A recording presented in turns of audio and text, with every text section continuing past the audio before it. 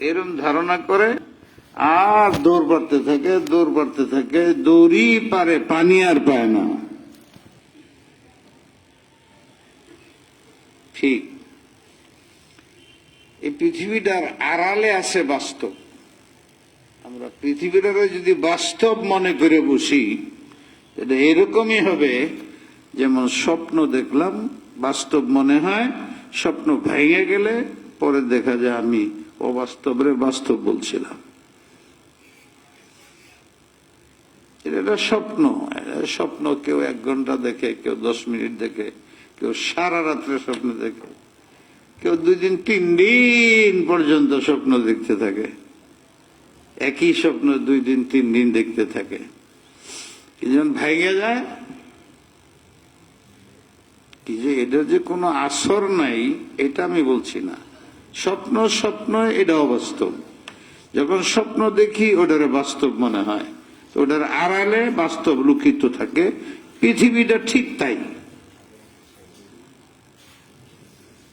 এই যে আমরা মনে হইতেছে বাস্তব, ঘুম ভেঙে যাবে অর্থাৎ মৃত্যু হয়ে যাবে, তখন মনে হবে এই দীর্ঘ 50, 60, 70, 80 বছর স্বপ্নে ছিলাম। আড়ালে দ্বিতীয় পৃথিবীটা হইল বাস্তব। তখন এই স্বপ্ন বোঝা যাবে। তো এটা যে বুঝে পদক্ষেপ নেয়, তার স্থায়ী জীবনে যেখানে স্বপ্ন নাই সেখানে সফল বাস্তব। আর যারা এটা বুঝে না, বিশ্বাস করে না, এটার উপরে আমল করে না, তারা মরীচিকার পিছে দৌড় পড়ে কুকুরের মতো, সর্বশেষ স্বপ্ন ভেঙে যায়, তাদের স্থান হয় জাহান্নাম। ফামান যুহজিহা আনিন নারি ফাকাদ ফাজ।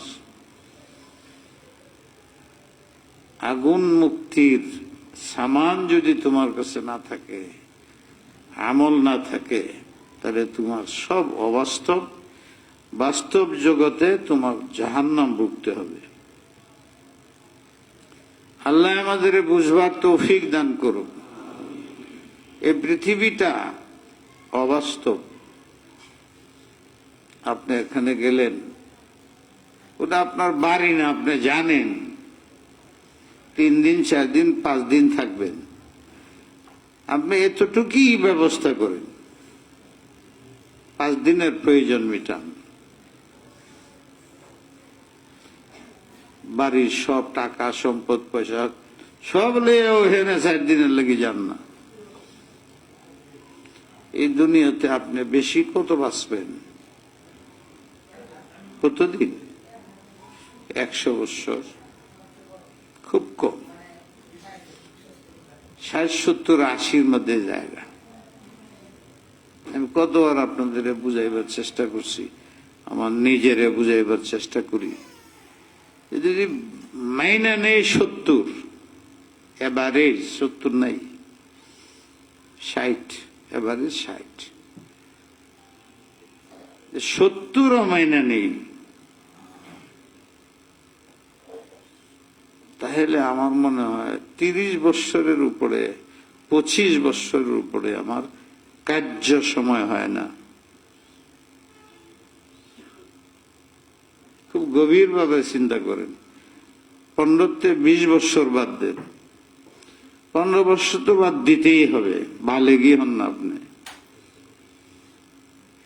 70 থেকে যদি 15 বাদ দিয়ে দেই, কেউ বিশ্বাস করে না, কেউ দায়িত্ব দিবেন তোমারে, সবাই তোমারে ছোট মনে করবে, অনভিজ্ঞ মনে করবে, চাকরিও দিবে না। চাকরি দিলে যে হোটেলের চাটা খাওয়াও, এই জুতাটি সাফ করো, যোগ্যতা লাগবে না? এই যোগ্যতা হইতে হইতে আসলে যদি যোগ্যতা অর্জন করো, কমপক্ষে 25-30 বছর লাগবে। এরপরে আবার তোমার সেই যোগ্যতা অনুযায়ী চাকরি দেওয়ার আগে আরো 5-7 বছর অভিজ্ঞতার কথা বলবে। তাই মূল জায়গাটা পৌঁছতে মিনিমাম তোমার 40 বছর বয়স লাগবে। 35-40 বছর না হলে হবে না।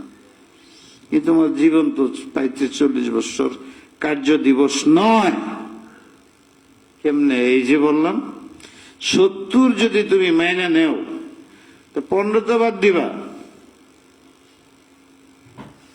15 বাদ দাও, রইল কত?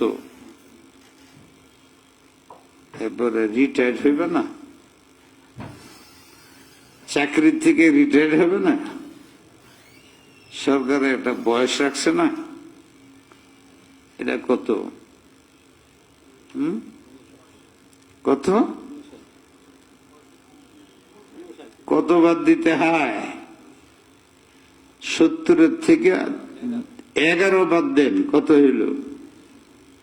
55, আরো 11 থেকে লোগা 44। এই যে 44 দিন, 44 বছর হইল। এখন এর মধ্যে আপনার খাওয়া দাওয়া, খাওয়া যেখানে ভরেন টাঙ্কি, এখানে কি পরিমাণ ভরে, আবার আরেক ট্যাঙ্কির মধ্যে পানি পান করেন, এটা জমাইতে হয়, মেশিন দিয়ে সব ঠিকঠাক করে। শুধু খাওয়ার দাওয়ার মধ্যে আর এটি বাইর করার মধ্যে কতটুক সময় যায় চিন্তা করেন। দৈনিক কয়বার পেশাব করতে হয়, এরপরে কয়বার পায়খানা করতে হয়, দুইটা মিলে যদি 1 ঘন্টা ধরি সারাদিনে, হয় না? 1 ঘন্টা ধরলাম। আর খাইতে যদি আরো 1 ঘন্টা হয়, খুব কম ধরলেও 2 ঘন্টা ধরলাম। ঘুমান কয় ঘন্টা? ধরতেই হতো, হ্যাঁ, 4 ঘন্টা। কয়জন 4 ঘন্টা হাত দেখাইতে পারবেন? 6 থেকে 8 ঘন্টা ঘুমাইতে হয়। যদি 6 ঘন্টা ধরি, 6 আর আগে কত করছিলাম? 2, 8 ঘন্টা হয়ে গেল। আরো কিছু করেননি। আমরা বাংলাদেশে তো আর 4 ঘন্টা রাস্তা লাগে ছাড়তে হয়। বাংলাদেশের মানুষের জন্য 4 ঘন্টা। আমি যাই আসি যে কোনদিন 1.5 ঘন্টা, কোনদিন 3.5 ঘন্টা,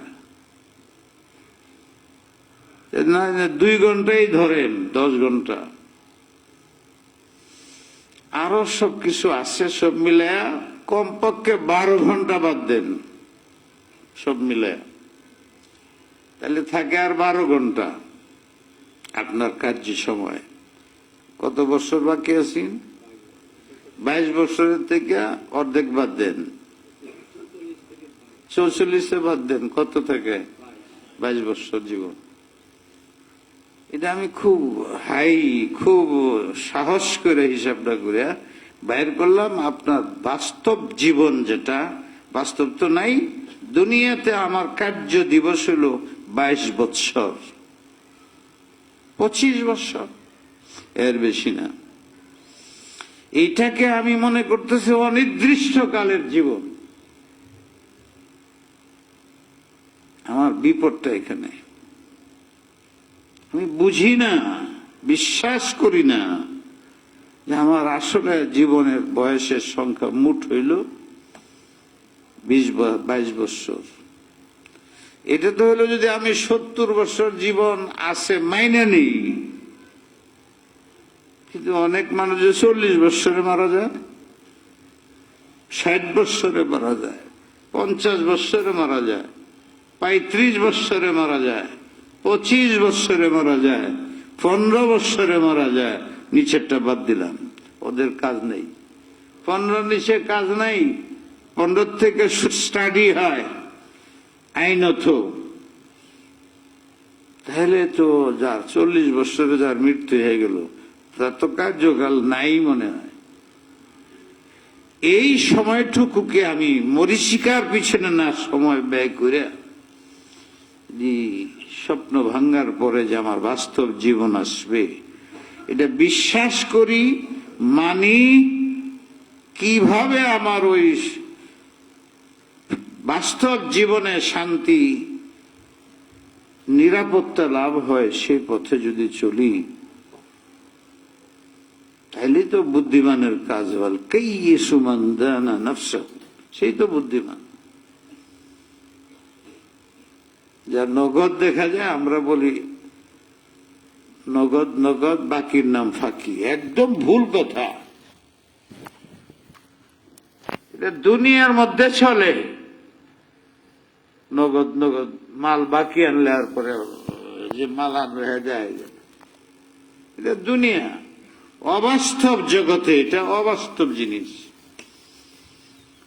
আর আসল হইল বাকি যেটা, ওইটা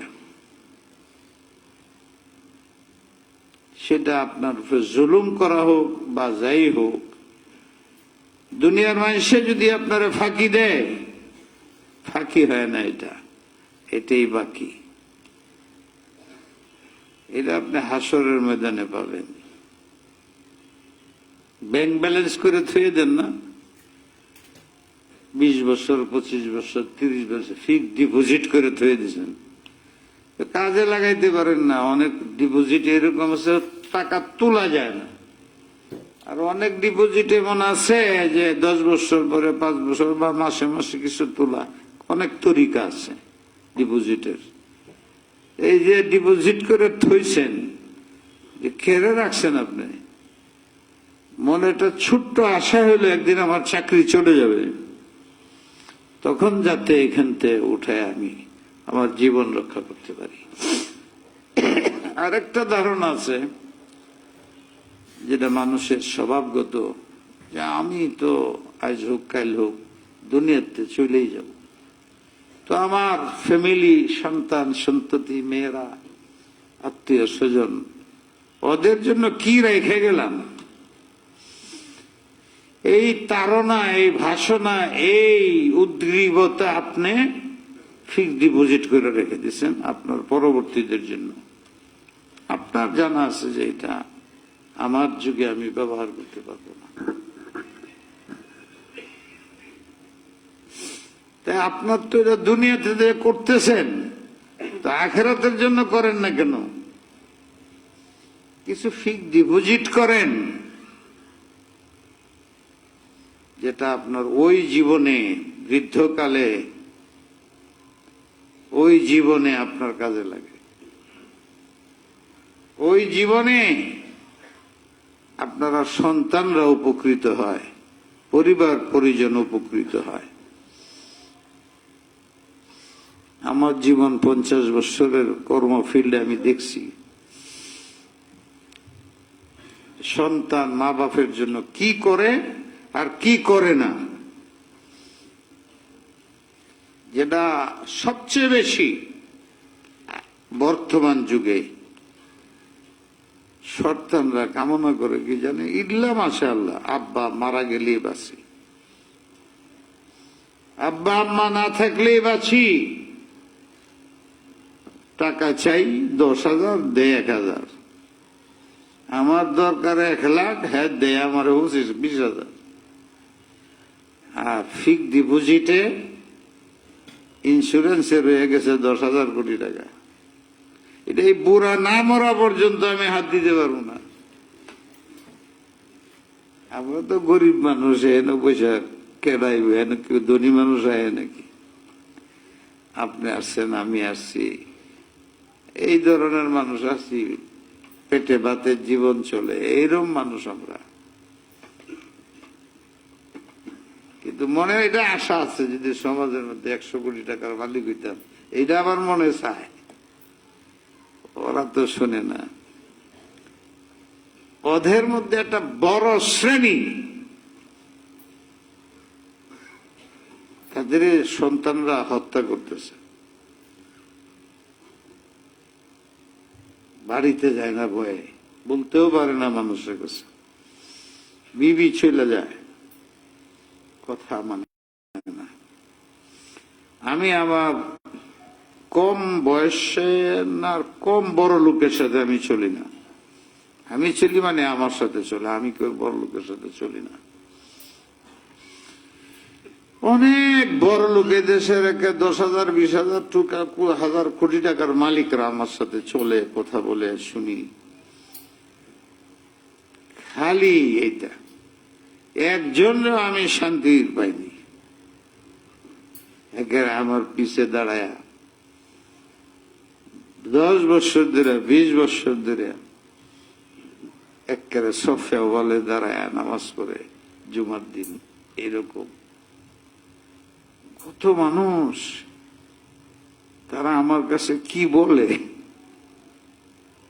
কোন সময় বলে যে আমার বিবিটা খ্রিস্টান হয়ে গেছে, আমার মেয়েটা চলে গেছে,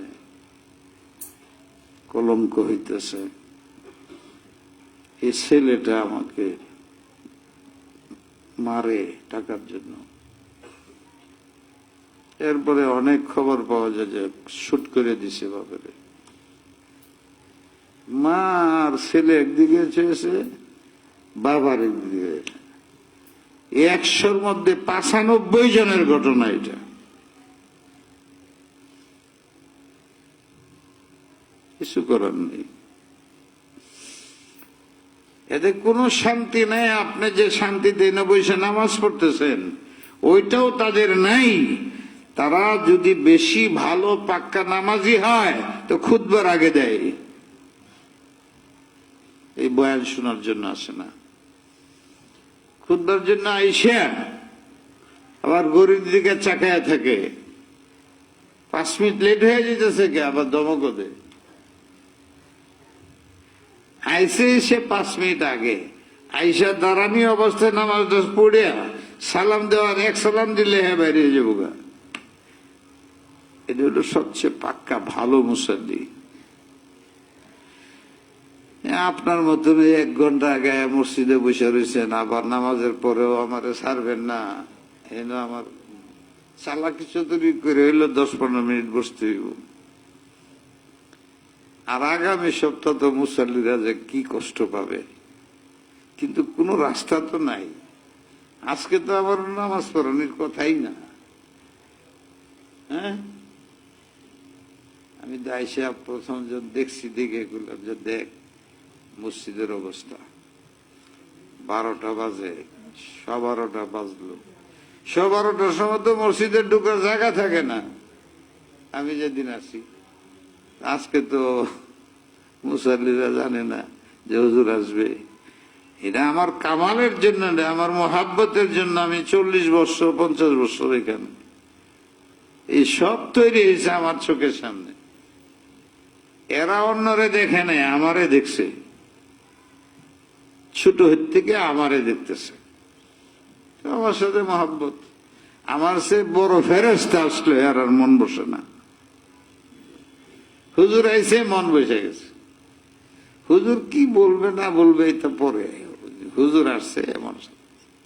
এটা শুধু আমি না, সব জায়গায় এইরকম কিছু থাকে। দীর্ঘদিনের সম্পর্ক, হুজুর আইসে বাসটা।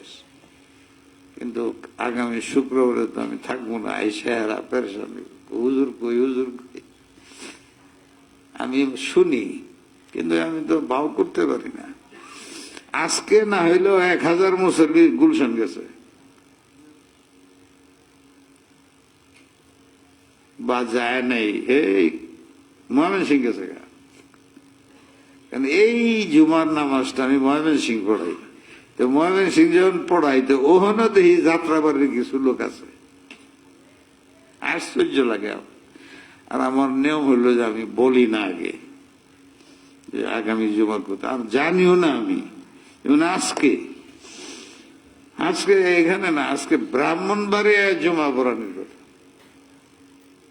আমি এটা আগে যদি বলে দিতাম, সত্যি আজকে কিছু 100-150 লোক ঢাকা বিভিন্ন জায়গাতে ব্রাহ্মণবাড়িয়া আসতো।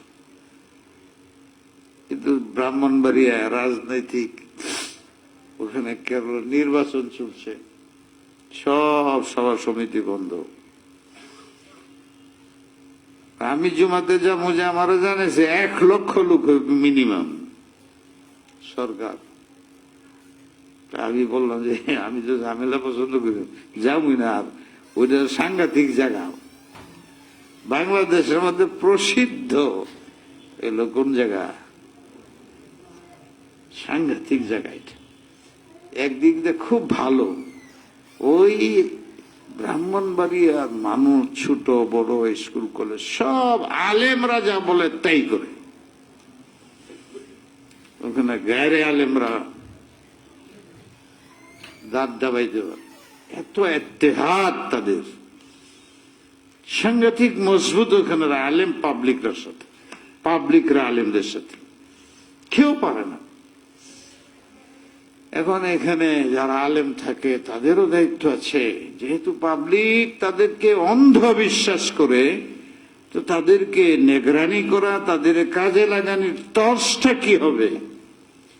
খালি হাঙ্গা বয়া 10 জন মেরেছে, 20 জন মেরেছে, 20 জন মরে গেছে, এইটা হইতেছে। এগুলো ঠিক না।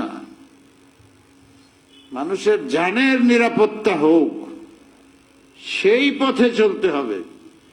ইত্তেহাদ ঠিক সাংঘাতিক এদের, কিন্তু এদের পদক্ষেপ মাঝে মাঝে এমন হয়ে যায় যে 4 জন মেরেছে, 10 জন মেরেছে, 20 জন। আগে একবার 13 জন মরছে, এবার 16-17 জন মরে গেছে। কি লাভ হইল?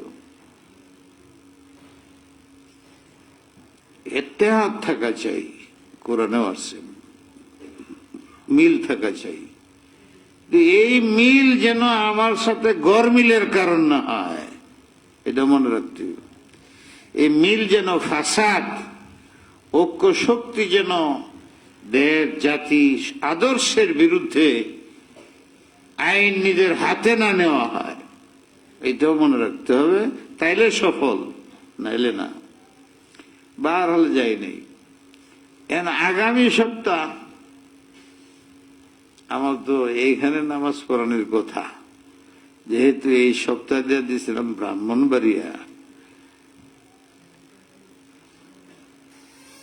এটা যে মসজিদের পড়াইতাম নামাজ, এটা আমার দেশের বাড়িতে মসজিদ, ওইটা ওই হেনে দেয়া, এই হেনের যেটা আগামী সপ্তাহ, এটা দিয়ে দিয়েছিলাম ময়মনসিং।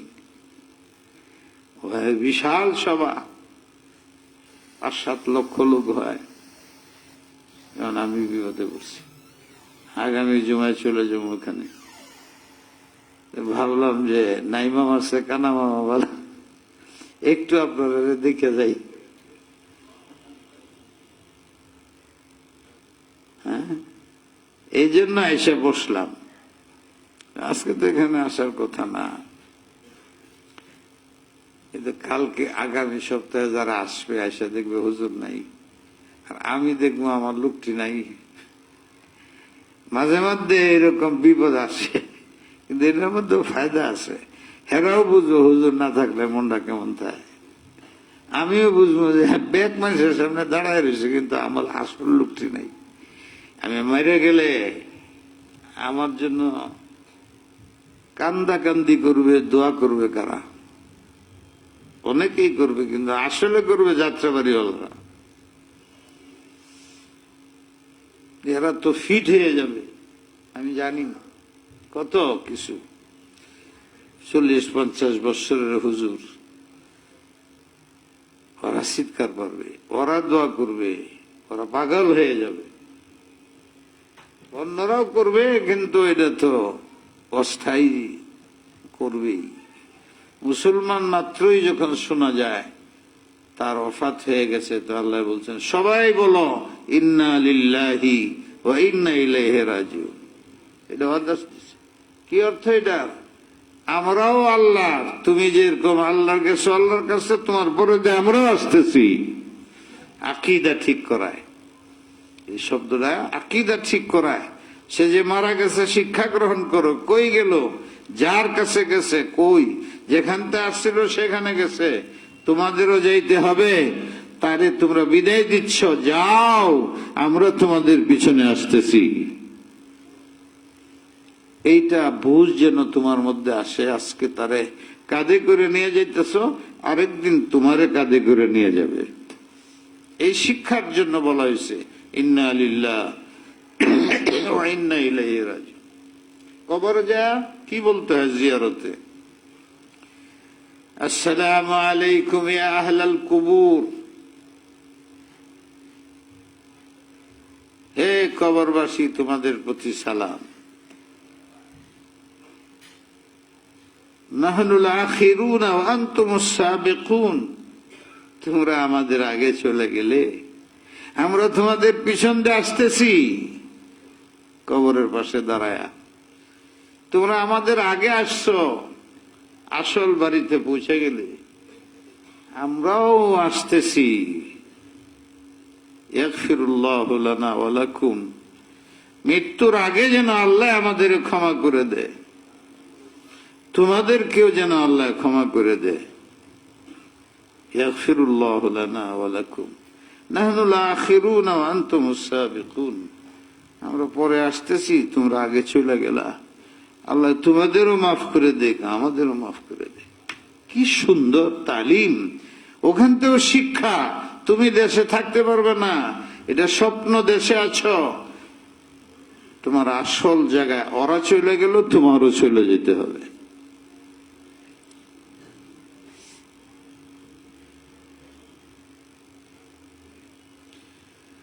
يا صاحبي لا تغتر بتنعمي، يا صاحبي لا تغتر بتنعمي،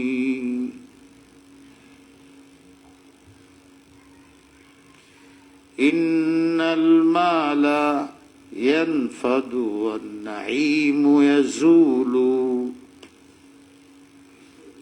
হে আমার দোস্ত, বন্ধু, সাথী, দেশবাসী, মুসাল্লিয়ানে কেরাম, আমি হুজুর মানুষ, গাড়িতে চলি, মানুষে আমার হাত চুমা দে, মোহাব্বত করে, কি আরামের জিন্দিগি তোমাদের কাছে মনে হয়।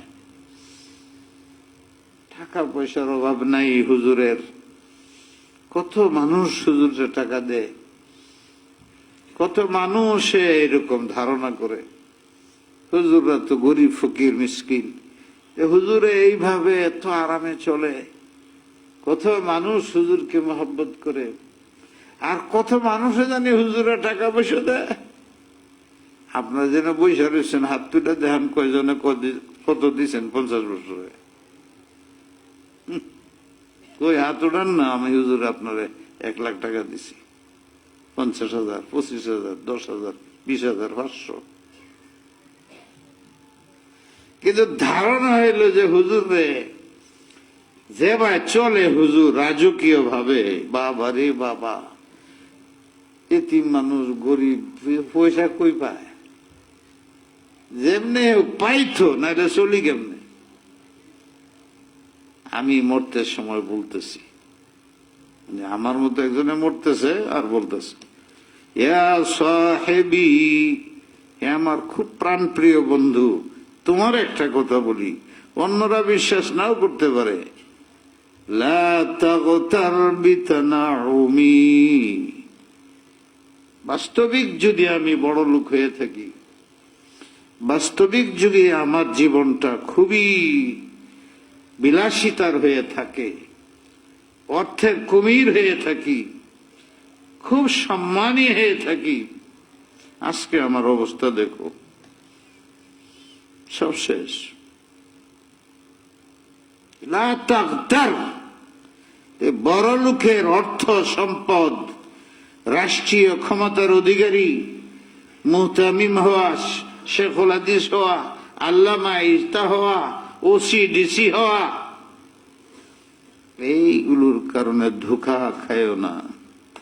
লা তাগতার, এগুলো দেখে ধোঁকায় পড়ো না, আর এটির পিছনে দৌড় পারো না। ফাইনাল মাল ইয়াজুল ইয়ানফাদ, মাল তো মাল, আজকে তোমার হাতে, কালকে আরেকের হাতে। মালের মতো বেঈমান পৃথিবীতে নাই।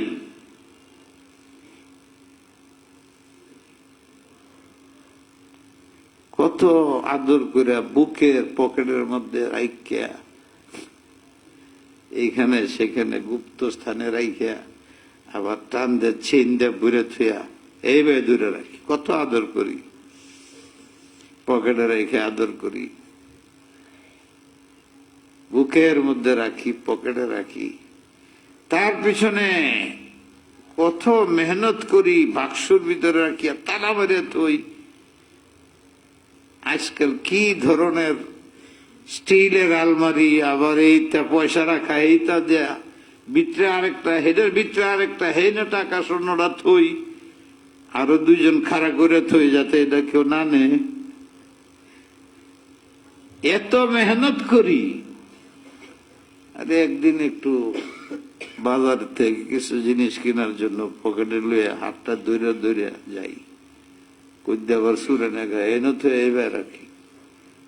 মাল কিনি, 1 লাখ টাকার মাল কিনছি, মাল দিয়ে গাড়ির টাকাটা দিব দেখি যে নাই, পকেট কাইটা লয়ে গেছে। মালে একটা চিৎকারও দিল না যে আবার নিয়ে যাইতেছে, নিয়ে যাইতেছে।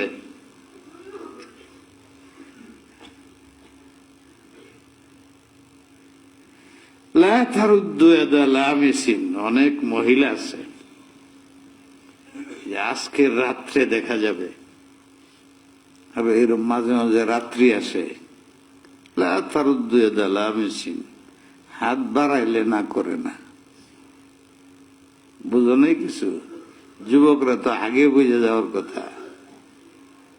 অনেক মহিলা আছে, অনেক পুরুষ আছে চরিত্রহীন, তারা তারারে চিনে জানে, তলে তলে।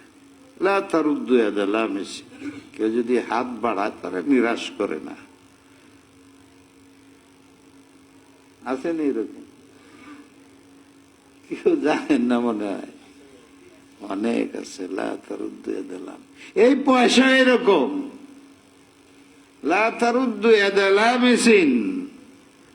যত যত্ন করে রাখেন, যে হাত দিবে হের লগে চলে যায়। এইটা নিয়ে আপনি বড়াই কোন, এত বড় বেঈমান। আমার পকেটে এত আদর করে রাখতেছি, একটু হাতটা উঠাইছি, পরে দেই নাই, আরেকজন গেছে। ওই মেয়েদের মতো যে বিয়ে করছে জায়গা আরেকজনের লোকে, কি ভাবতেছেন হুজুর কি শুরু করলো এটা? আমি জীবন ভরা এটা শুরু করি, এটার মধ্যে হেডে ঢুকাই দিই, হেডের মধ্যে হেডে ঢুকাই দিই, যে বুঝে বুঝে, যে না বুঝে না বুঝে। আজকে রাত্রে অপেক্ষা করে আসছে সময় থেকে আমারে বলতেছে, হুজুর আজকে জানি কি একটা ইংরেজিতে আজকে রাত্রে কয়, থাকি তাহলে সময় থাকতে বাসায় ঢুকে যাবেন। ওই মেয়েরা তো ভিআইপি এলাকা, বলে মুশকিল তো ভিআইপি এলাকাটাই, 8টার পরে কিন্তু বাসায় ঢুকতে পারবেন না। হায় হায়, এটা কি দিন! আরামে বাইরেও থাকতে পারবো না, আরামে বাসার ভিতরেও থাকতে পারবো না। আর এইটাকে পালন করার জন্য জনগণের রক্তের কোটি কোটি কোটি আর টাকা খরচ হবে। এই টাকাটা গরিবদের মধ্যে ভাগ করলে কি হইতো? গরিবের জায়গা নেই। খেলাধুলা বিলাসিতার মধ্যে আর টাকা খরচ হয়ে যেতেছে দেশের, বলাও সম্ভব না, বললে ফাঁসি কাস্টে ঝুলতে হবে। এই পয়সার পিছিয়ে আপনি ঘুরেন, যে পয়সা এত বড় বেঈমান, পকেটে লয়ে জায়গা হেরাও করে না, একটু কসর মসর করলো তো বুঝালতাম।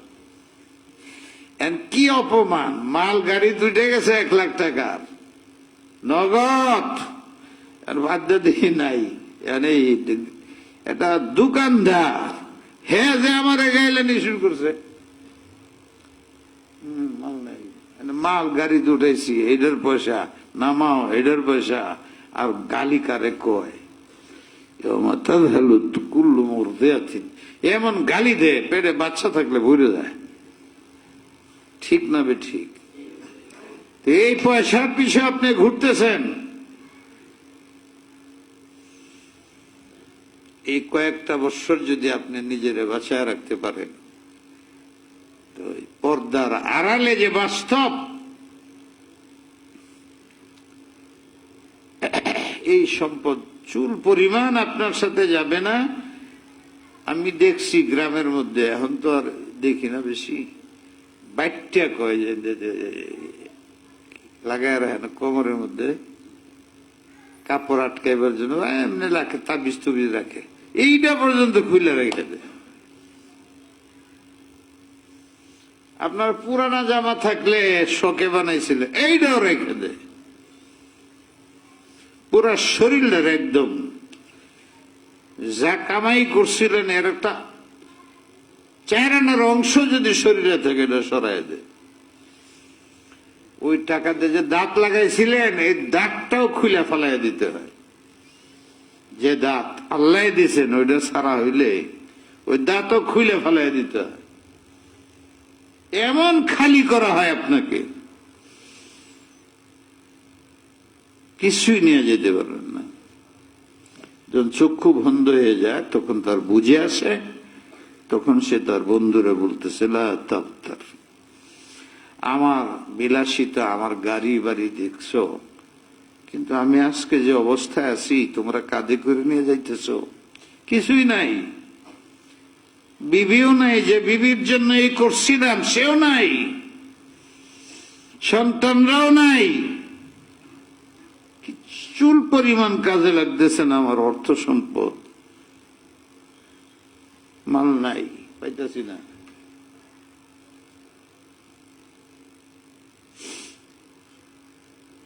কোথায় আমার বিলাসিতার রকমারি সামানপত্র, কিছুই নেই, আমার চোখের সামনে ধাঁধা, কিচ্ছুই নেই। ওয়াইদা হামালতা জানাজাতান, তুমি যখন জানাজার খাটলি নিয়ে যাইতে থাকো,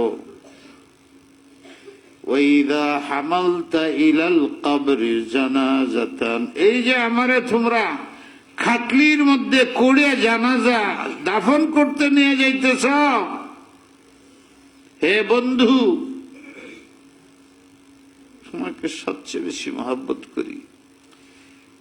যেটা বাস্তব বুঝতাম সেটা বাস্তব নয়, এর আড়ালে যে বাস্তব ওটা আমার সামনে আসছে।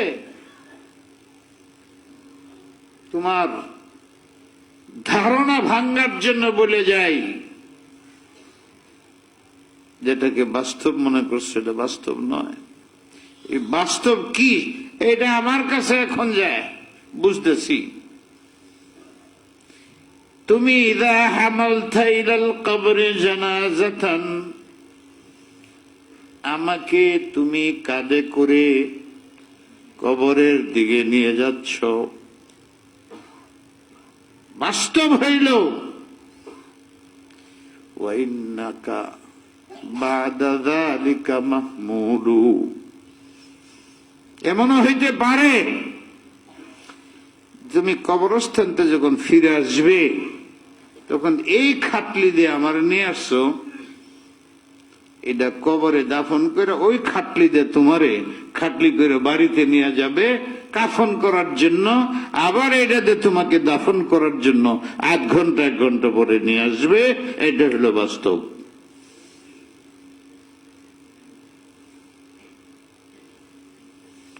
وَإِذَا حَمَلْتَ إِلَى الْقَبْرِ جَنَازَةً فَاعْلَمْ أَنَّكَ بَعْدَ ذَلِكَ بَعْدَهُ مَحْمُولٌ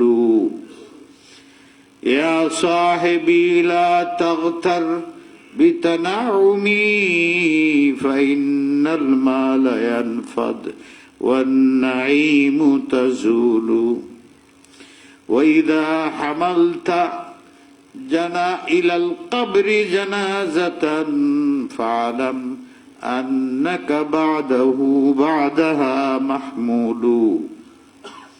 তুমি এইটা হাকিকত, এই বাস্তব, এই বাস্তব যদি বুঝো, হাসবুনাল্লাহ ওই বাস্তব আল্লাহর নিয়ন্ত্রণে। এখানে অন্যের কোনো দখল নাই। এটা বুঝো। বুঝার জন্য তোমাকে অনেক কিছুই তোমার শরীরের মধ্যে আমি সুসংরক্ষিত সজ্জিত করে রাখছি। এটি তুমি দেখলেই বুঝবে যে সব আমার নিয়ন্ত্রণে, তোমার নিয়ন্ত্রণে নাই। তুমি গৌরব করো, গর্ব করো তোমার চেহারা নিয়ে। এই চেহারার সৌন্দর্য নিয়ে, এই চেহারার একটা জায়গার মধ্যে আধাতের মধ্যে ফিট করা একটা বস্তি আছে। তুমি কোনদিনের বস্তি বলো নাই, তুমি তো বলো বস্তি, যেখানে গরিবরা থাকে, ঘর বাড়ি নাই, ওদের কোনো কাজ নাই, গরিব ফকির মিসকিন, তাই মনে করো এটা একটা বস্তি। আর যদি আমার বুঝে বলি তো উলামাদের বস্তি, অর্থাৎ জ্ঞানীদের বস্তি। তো উলামার জ্ঞানী এক জিনিস না। এলেম আর জ্ঞান, মানুষে যে এলেমের তো জ্ঞান করে, আসলে অর্থই হয় না। জ্ঞান এটা কোরআন হাদিসের জ্ঞান হওয়া জন্য ব্যবহার হয় না। জ্ঞানী এটা 90-95 ভাগ ওদের জন্য ব্যবহার করে যারা বস্তু জ্ঞানী। আলেমদের জন্য জ্ঞানী এটা বলে না। বড় আলেম, বড় আলেম কইলে মানুষ একটা বুঝে, বড় জ্ঞানী কইলে আরেকটা বুঝে। ঠিক না ঠিক? বড় আলেম বললে সে শুধু দ্বীনি এলেম বুঝে, এটা বুঝায়। বড় জ্ঞানী বললে এটা বড় আলেম এটা বুঝায় না। ব্যারিস্টাররাও বুঝায়, বস্তু জ্ঞানীরাও বুঝায়। বুঝায় না? বুঝায় না। এই জন্য হুজুর বড় জ্ঞানী এটা চলে না, হুজুর বড় আলেম এটা চলে। এলেম কইলে যেটা বুঝায়, জ্ঞানী কইলে সেটা বুঝায় না।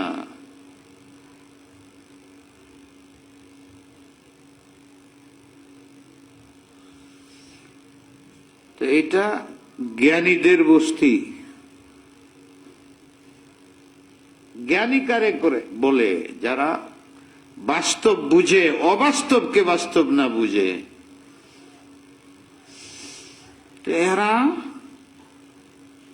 যত বড় ব্যারিস্টারই হোক, তারা অবাস্তবকে বাস্তব বুঝে হয়ে থাকে। দুনিয়াকে আসল মনে করে, বাস্তব মনে করে, আখিরাতকে অবাস্তব মনে করে।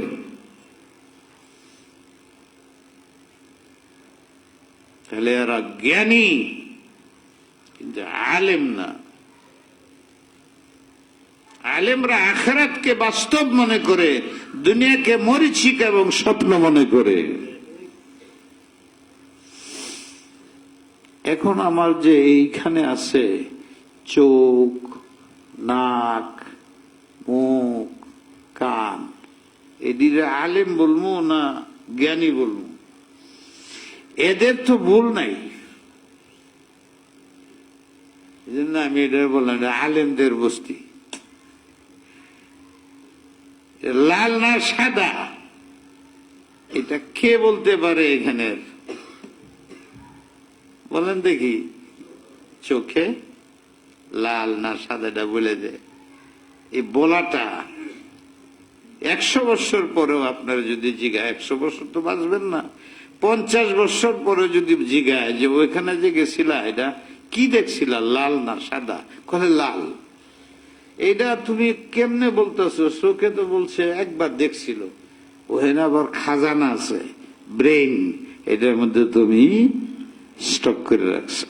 10 বছর পরে যে গেলেও বলো এই হুজুরের দাড়ি আসেননি? হ হ হ হ।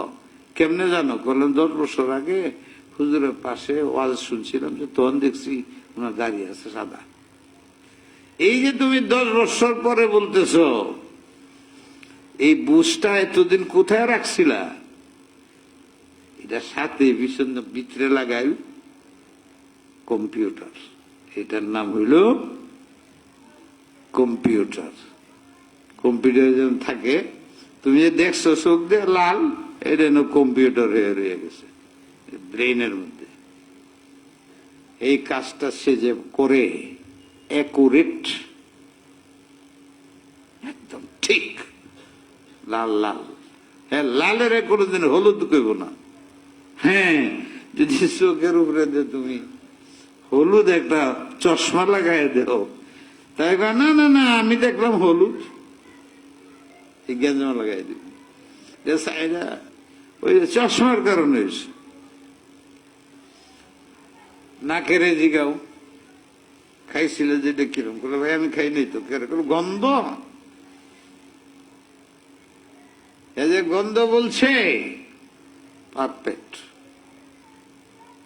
একদম অসত্য বলে নাই, এটা বাস্তব বলছে।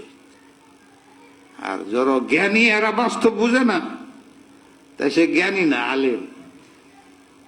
বাস্তব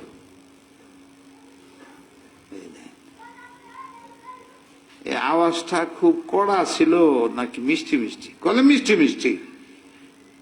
কই ওই যে হ্যাঁ শুনছে কান্দে, কান্দে বোঝা যায় আওয়াজটা নম্র শালীন নাকি আওয়াজটা কর্কট। হ্যাঁ, এইটা তোমার জ্ঞান দেয়, একদম পারফেক্ট বাস্তব কথা বলে। বুঝাইবার চেষ্টা করলাম এটা গরম না ঠান্ডা, কয় গরম। এই কে বুঝাইলে তোমার হাতে? 10 বছর পরেও যদি জিজ্ঞাসা এটা দিছিল যে হাতে কি করো, গরম কেমনে বুঝো? আমার ব্রেনে আছে। হাইটে যে গেলাই জমিটা কি ডেবে ভরছিন, পাও না পাও ডাবজিন না? হ হ পাও ডেবে গেছিন, জমিন নরম। 10 বছর পরে জিগেলে নরম। এটা কবে শুনলা? 10 বছর আগে। কেমনে বুঝলো? পাও ডেবে গেছে। তুমি কেন বুঝো না? এই যে আলেমের বস্তু এনো, এরা মিলে মিলে থাকে। একজনের অধিকারে আরেকজন অনধিকার চর্চা করে না। চোখ কোনোদিন বলে না আমি বক্তব্য রাখতে চাই, জবান কোনোদিন বলে নাই যে আমি দেখতে চাই, কিন্তু সবাই মিলে কাজ করে। এটা হলো বাস্তবতা। যেখানে ঝগড়া, যেখানে আদাওয়াত, চাই সেটা ব্যক্তি পারিবারিক হোক, সামাজিক হোক, রাষ্ট্র এবং রাষ্ট্রের যারা জনগণ তাদের হোক, যদি এদের মধ্যে ঝগড়া সৃষ্টি হয়, তাহলে চোখে আয়না লাগাইলা গ্রিন, তুমি বলবো এটা দেখতে গ্রিন, আর আমি বলবো দেখতে সাদা। এই যে ঝগড়া, এটা কোনোদিন যাবে না। ভাইরা আমার, আল্লাহই একমাত্র বাস্তব, আল্লাহই একমাত্র আমার, আল্লাহই শুধু শক্তিমান। আল্লাহ যা চান তাই হয়। শুধু তাকে রাজি রাখা, তার কাছে চাওয়া, তার কাছে পাওয়া, এই ইয়াকিন যত বাড়বে আপনার তত দুনিয়া আখিরাতের মধ্যে কামিয়াবি হবে। হাসবুনাল্লাহ, শুধু মুখে বললে হবে না, মনে করতে হবে এটাই বাস্তব। ওয়া নি'মাল ওয়াকিল, ব্যাখ্যা ছাড়া অর্থ করে দিতেছি, নামাজের সময় দেরি হয়ে যেতেছে।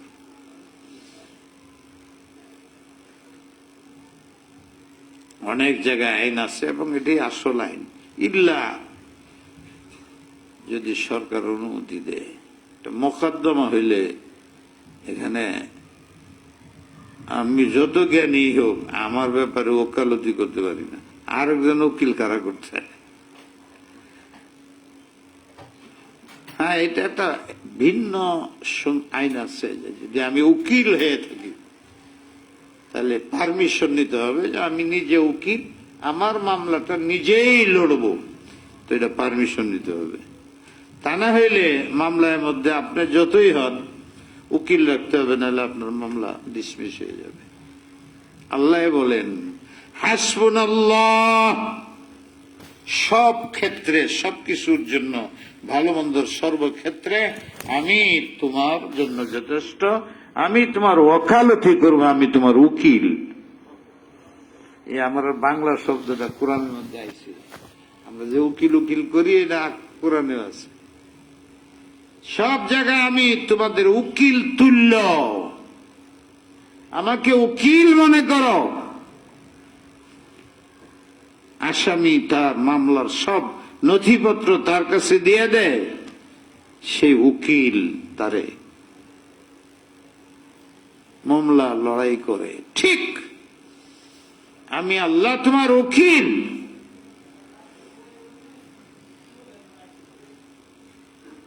এমন উকিল না যে পয়সা দিয়ে আমার আনতে হইব। আমি তোমার বাপ। বাপ যদি বড় উকিল হয়ে থাকে ছেলের ব্যাপারে কেমন হয়? নেমাল মাওলা, আমি শুধু উকিল না, তোমার অভিভাবক। ছোট থেকে লালন পালন করছি, বুকে রাখছি, আমার ভবিষ্যতের জন্য তোমাকে রাখছি। এই প্রেসিডেন্টের চেয়ারে তুমি বসবে, এইভাবে আমি তোমারে তৈরি করছি। নেমাল মাওলা, আমি অভিভাবকে কি করার জন্য অভিভাবক হইলাম? আমি উকিল কেন হইলাম? উকিলের কাজ কি? অভিভাবকের কাজ কি? নেমান নাসির, আমার চেয়ে তোমাকে বাঁচানেওয়ালা, সাহায্যকারী পৃথিবীতে নাই। উকিল হওয়ার সুবাদে, তোমার অভিভাবক হওয়ার সুবাদে সব জায়গায় তোমার মোকাবেলা, শত্রুর মোকাবেলা করা, আর যথাস্থলে তোমাকে বোঝানো, তোমার অভিষ্ট লক্ষ্য অর্জন করায় দেওয়া, নাসির, এর যা সাহায্য করতে হয় আমি আল্লাহ জিম্মেদারি নিলাম। বুঝতে হবে, বুঝতে হবে, মানতে হবে। দুনিয়া আমরা যা দেখতেছি এটা বাস্তব না, এটার আড়ালে বাস্তব গোপন আছে, লুকায়িত আছে। এটা যখন চোখ খুলবে, বন্ধ হবে, তখন বোঝা যাবে যে আমরা এতদিন লম্বা স্বপ্নের ভিতরে ছিলাম। সুতরাং এই 20-22 পরের জীবনটাকে আপনি সুন্নত মোতাবেক চালান। আল্লাহ আপনাদেরকেও তৌফিক দেখ, আমাকেও তৌফিক দান করুন। ওয়া আখিরু দাওয়ানা আলহামদুলিল্লাহি রাব্বিল আলামিন।